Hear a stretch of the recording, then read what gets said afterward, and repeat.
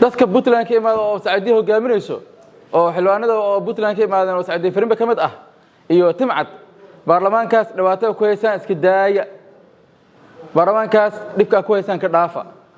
baarlamaankaas idinka dhib ku hayo ina hasdhiin doorashada Puntland loo qabanay xamar loo qabanayo xamar cid qabanaysa ma laha reeyada ka bixiya taandidaas waa la aadaya waxa lagu hadlaa micnaheedu waxay tahay cidii diimaan inta soo dhameystiro laakiin wadada loo marayo qaldan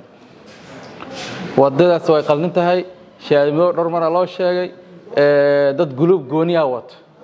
wax guluub gooni watanan ma soconayo wax umad Soomaaliyeed iska leh shakhsi ma la hebel qof Allah ma jirto meeshaas waxa ka socdo wax hayaayay ma ah hadda deerto isla bari hal ansixiyo meesha la geeyay la iska rabaa dastuurkaas aniga raal ka maniin mana u socono wax ay ku wadaan meesha waa qalad dastuur cid casxiis am cid ka shaqeys idiida malaha dastuurka walaal dastuurka dhan wada cusub yahay dad gooni wax wataan waa wadanka looma dhamo maalin biloo dhamo looma dhasal hadda looma dhamo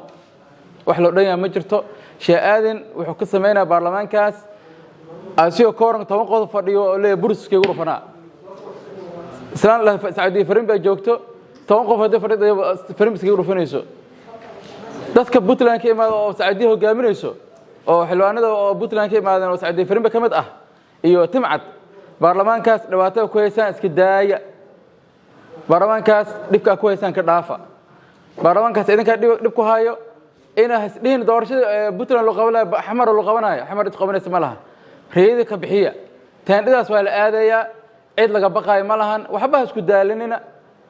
dadkiin wax la qaba سعيدني هذا الهشية لو قرأوا تجسان هذا الهشية إن الهشية حكفي عن مالهن مثلا حشق مدحوينين هاي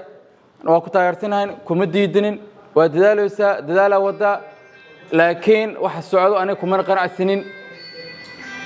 أنت تسيب حلوة شيء ولا نحن مري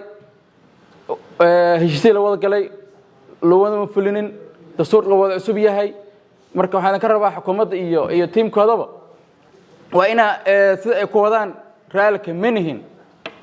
waxa raalkan ahay dastuur wada dhan yahay oo la wada ogol ah oo Soomaali dhan wada ogoshahay gogol weyn la fidiyo degmo min tuul la tago oo dadka in raalkan yihiin ayaa la rabaa wabillahi tawfiiq